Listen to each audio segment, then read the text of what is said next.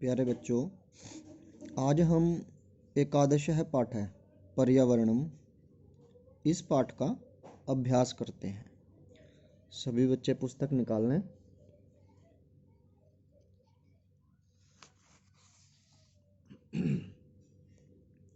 अभ्यास के अंदर जो प्रश्न इम्पोर्टेंट है हम वही करेंगे बच्चों, महत्वपूर्ण प्रश्न।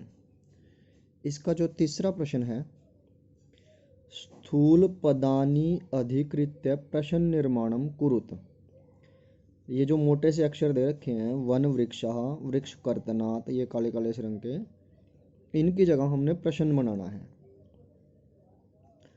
इसका अर्थ होता है वन वृक्षा मैंने जंगल के पेड़, निर्विवेकम बिना समझदारी के छिद्यन्ते काटे जाते हैं। तो जो वन वृक्षा दे रखा है, इसका हिंदी में जैसे प्रश्न बनेगा, कौन बिना समझदारी से काटे जाते हैं या क्या बिना समझदारी से काटे जाते हैं। उत्तर आएगा वन वृक्षा। इसी को अगर हम संस्कृत में करेंगे के, वन वृक्षा का क्या बनेगा, के निर्विवेकम छिद्यन्ते। वन वृक्षा क्या बनेगा, के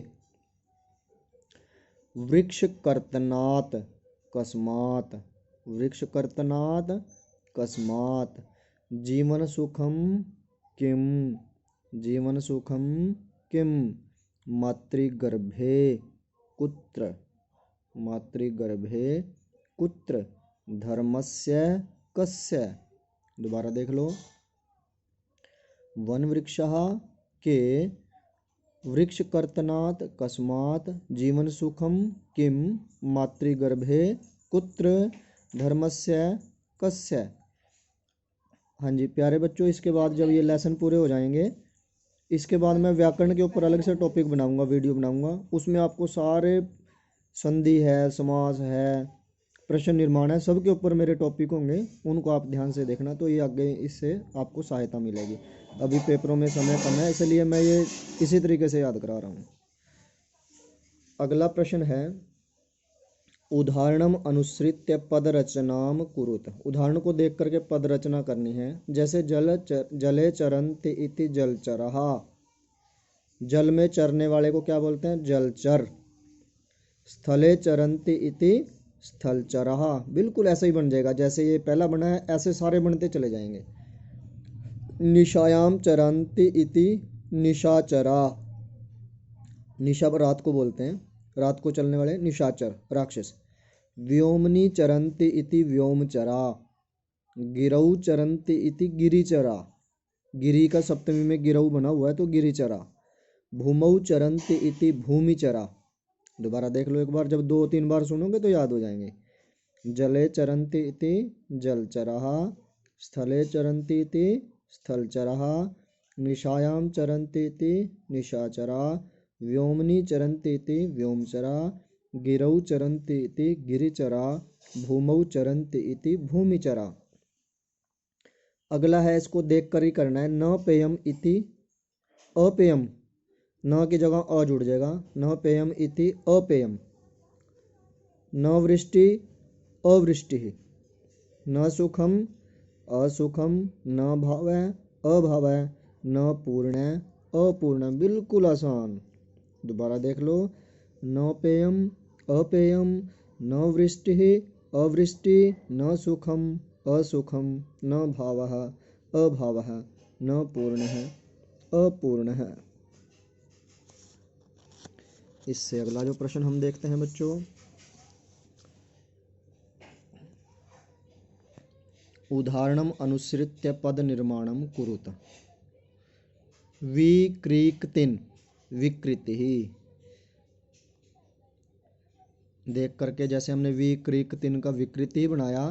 प्रगमकतिन प्रगति, प्रगमकतिन प्रगति, दृश्यकतिन दृष्टि, गमकतिन गति, मनकतिन मति, शमकतिन शांति, भीकतिन भीति, जनकतिन जाति, भजकतिन भक्ति, नीकतिन नीति। दोबारा देख लो, प्रगति, दृष्टिः गतिः मतिः शांतिः भीतिः जातिः भक्तिः नीतिः। अब अगला प्रश्न जो है हम करते हैं 7वां प्रश्न। इसके बच्चों उपसर्ग अलग करने हैं। संरक्षणाय सम, आपने केवल सम लिखना है, इसी का नंबर मिल जाएगा। प्रभवति प्र, उपलभ्यते उप, निवसन्ति नि, समुपहरन्ति सम जमा उप, सम जमा उप, सम का मा हलंत। वितरन्ति वि, प्रयच्छन्ति प्र, उपगता उप, प्रतिभाति प्रति। ठीक है बच्चों, दोबारा देख लो, वैसे देखना है तो एक बार। संरक्षणाय सम, प्रभवति प्र, उपलभ्यते उप, निवसन्ति नि, समुपहरन्ति सम जमा उप, वितरन्ति वि, प्रयच्छन्ति प्र, उपगता उप, प्रतिभाति प्रति। और ये इसका ना केवल विग्रह अलग करना है हमने। शब्द दे हुए हैं जैसे तेजो वायु, तेज है, वायु च, गिरि निर्झरा, गिरि है निर्झरा च, पत्र पुष्पे, पत्रम पुष्पम च, लता वृक्षौ, लता वृक्षः च, पशु पक्षी, पशु पक्षी च, कीट पतंगौ, कीट है पतंग है च।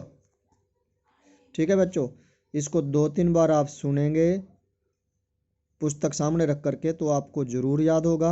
और इसको दूसरे बच्चों को भी बताएं ताकि सबका भला हो, सबको संस्कृत में अच्छे से आ जाए, कोई किसी को दिक्कत ना हो। सर्वे भवन्तु सुखिनः। ठीक है बच्चों, धन्यवाद।